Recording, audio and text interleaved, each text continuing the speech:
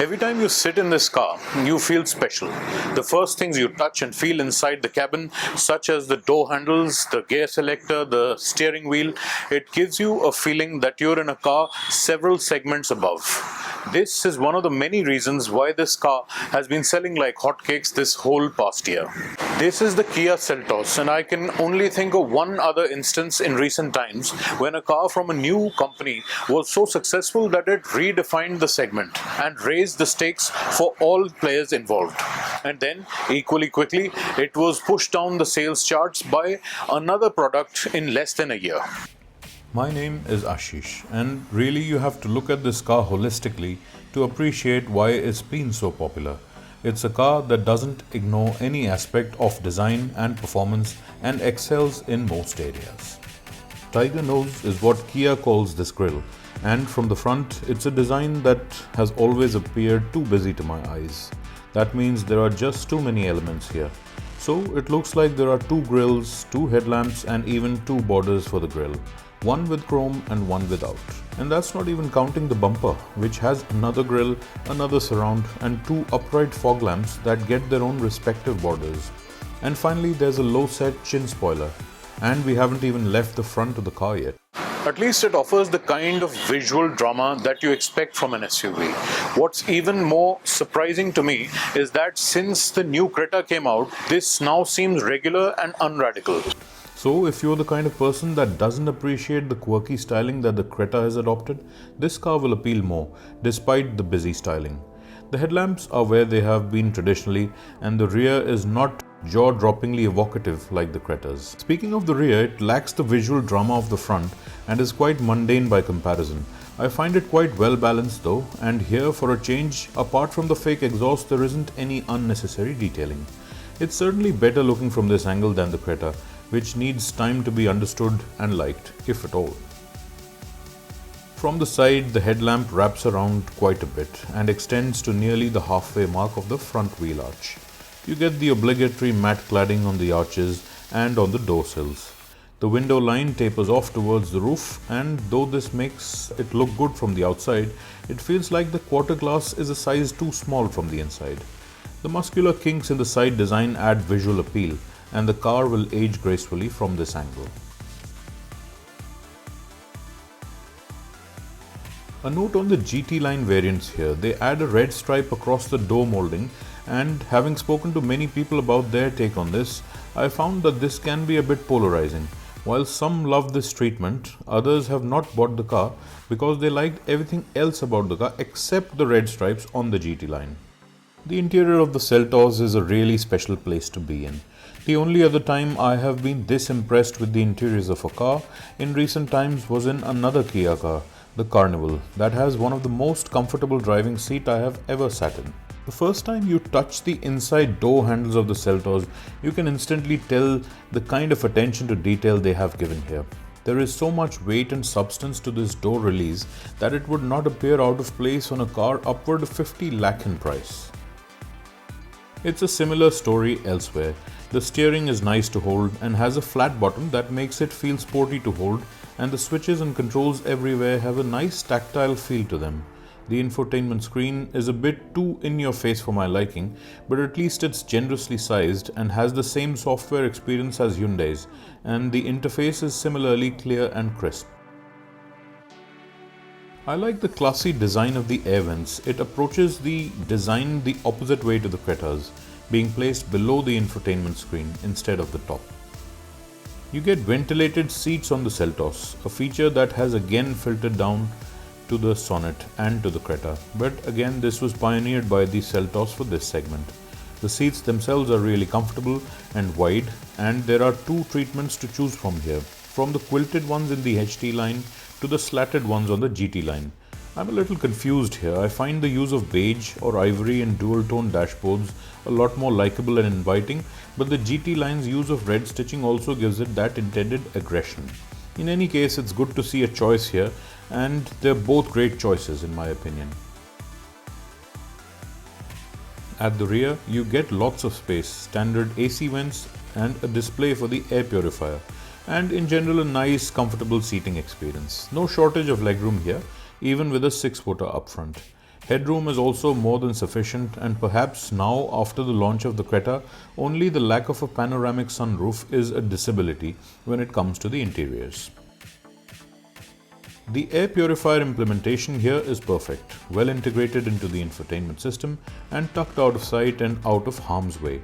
This is how things should be. I wish the Venue upgrades its system to this design now, like the rest of its brethren.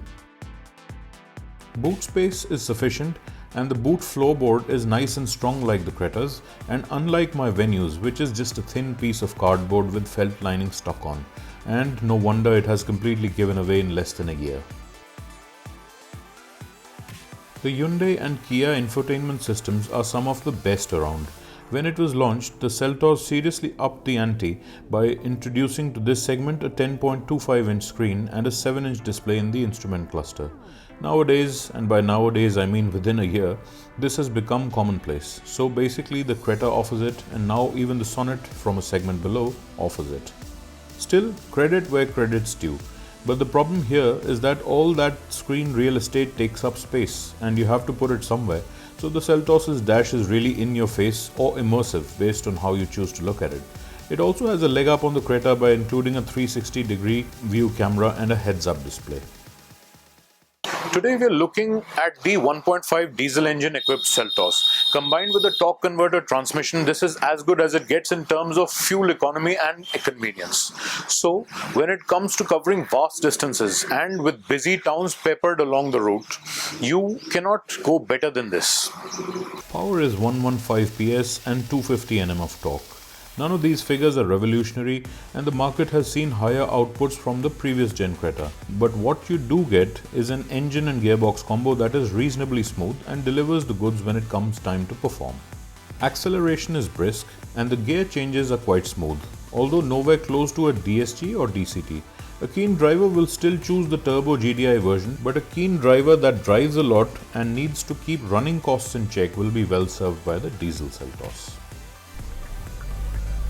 So despite being a diesel, and obviously you can tell from the engine note, especially when you try and accelerate, that it is a diesel, the performance is quite strong. There is no lag, almost no lag to speak of, despite this being a diesel and torque converter automatic combination. The one area where it definitely beats the DCT is kick-down performance, because as soon as you press the accelerator, you can pretty much mash it into the floor and you'll get almost immediate performance. With the DCT, it likes more progressive throttle input instead. Overtaking is really effortless because the mid-range performance is the highlight of this engine. Its in-gear acceleration times are really excellent. Ground clearance is adequate. It clears all the speed breakers that you come across in the city with ease. I even like the sound of the indicators. It's a nice muted click instead of the clackety clack that I get with my Venue. So we're approaching a speed breaker, we slow down for it. The suspension is nice and supple. Once we exit it, there's immediate performance. There is no lag to speak of. So I'm really glad for this combination. A few years ago, this kind of combination was introduced in the Creta, but prior to that it was not available, so you couldn't get a diesel automatic. This 1.5 litre diesel with this torque converter automatic is certainly a good combination to have, and it makes it really fun to drive as well as economical at the same time. Effortless performance, and diesels have really come of age. I think the only kink I can find in this vehicle's armor is the fact that you are aware of the diesel clatter, although it's quite muted, but still, you will not get that engine note that you get with the petrol. Apart from that, the performance itself is not lacking at all. So if that doesn't bother you, then this can be an extremely good choice, an extremely good alternative to the petrol, especially for those not living in the NCT region, so that you will get the full 15 years usage out of this vehicle. Braking performance is also generally excellent. It has 4 disc brakes, so disc brakes all around, and the bite force is sufficient. The car comes to a stop predictably. There are no issues in that respect. So for this diesel engine and automatic gearbox combination, the highway is its natural habitat. This is where you can do multiple miles in this vehicle, and because of the diesel's fuel efficiency, the range will be a lot longer than the petrols. So if you're one for long trips across India, probably the diesel might be a better option for you. The main reason that this car shines on the highway is the mid-range, because the mid-range is so strong, and now at 60 kilometers per hour I'm just kind of doing around 1700 RPM.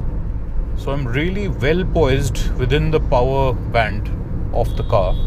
So I'm in the right rev zone to extract maximum power. That's why it's so effortless, it consumes less fuel, and it's able to overtake the other vehicles effortlessly. In terms of fuel efficiency, during my testing, it has never dipped below 12 kilometers per litre, even in the crowded city conditions, and generally stayed above 14 kilometers per litre because my driving involved a little bit of highway, a little bit of fast roads and city driving. And on the highway, purely on the highway itself, it reaches easily 17-18 kilometers per litre. So that is really good fuel efficiency. And I'm sure with a light foot, when you're not performance testing the car, you can achieve even better figures. So really there's nothing to fault it in terms of the fuel efficiency you can achieve with this. In terms of ride and handling, the ride is definitely soft and comfortable, and I just found that it was a little bit fidgety when going over small corrugations where there's a lot of upward and downward movement in a short distance. Apart from that, it stays nice and comfortable over speed bumps, broken roads, all kinds of surfaces. And in terms of handling, it is heavier and softer setup than the Venue that I drive regularly. So its responses are not as sharp in terms of handling, but the chassis is definitely quite sporty. So for its weight and category, it's a nice handling vehicle. And combined with the good brakes, there are no problems to report in the area of dynamics and handling this vehicle. If you drive the car in sport mode instead of drive, the responses are even more immediate. So it almost feels that the car moves forward at the same pace as you're pushing the accelerator pedal. So there is virtually no lag to speak of in the sport mode. Really excellent in this respect. I mean, in D itself it is quite responsive, but in S it just flies, literally flies. So really a good engine and gearbox combination this. A note here on the BS6 compliance of this engine. Owing to the stringent emissions norms, the diesel Seltos uses a diesel particulate filter. This uses a fluid called AdBlue to mix with certain pollutants and neutralize them before they exit the tailpipe. There are two issues here. Firstly, for the process to work, there needs to be enough fluid.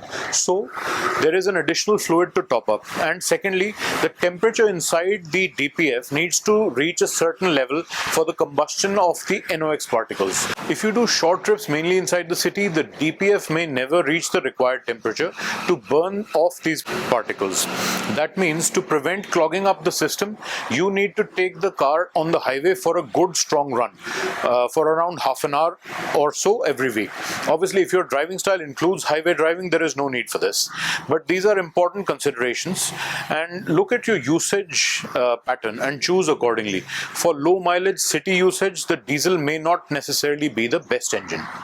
As I mentioned before, the Seltos raced to the top of the sales charts last year, but has since then been quickly displaced from the top position by the Creta. Hyundai is a much older and established brand in India with a much larger service network. This obviously has a bearing on sales, and for you as a prospective buyer, this means peace of mind for everything from service standards to resale value. That the Creta itself was the segment leader ever since its launch is only the icing on the cake. In a country where we commonly hero worship cars, such brand value is hard to ignore and has literally translated into big numbers for the Creta. But objectively, what's the difference between the two?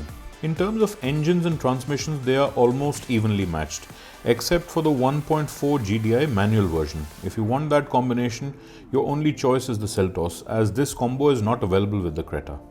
Now, since this is not a full-fledged comparo video, we won't get into the details of the subtle differences between them when it comes to performance and the way the responses of their engine and tranny combo have been configured. Let's just say that the performance is largely the same. The deciding factor between the two will be down to the looks primarily. Do you want the Creta's radical new design language, or do you prefer the busy but still traditional looks of the Seltos? Do you want that humongous sunroof that only comes with the Creta? I think I'll leave it at that this time. I don't see a better or worse choice here. It will be subjective and based on individual tastes and preferences. And you won't go wrong with either. Generally, the negativity coming the way of the Seltos has been to do with the service experience. There were reports in the media of one disgruntled customer going as far as putting defamatory posters on his car to try and attract the company's attention when they did not respond to his disabled car and were unable to or unwilling to fix it. Now, without underplaying the agony faced by such individual cases, I can confidently say that the fundamentals of this vehicle are sound. But if you want the ultimate peace of mind, I would still steer you in the direction of the Creta, at least for now. There are some other small quibbles I have, such as the wireless charging pad being a little too inaccessible, and the ride quality can be fidgety when there is a lot of vertical movement of the suspension in short bursts. But this is just nitpicking. I also dislike the chin spoiler under the front bumper that reduces the ground clearance in that area, much like the Jeep Compass.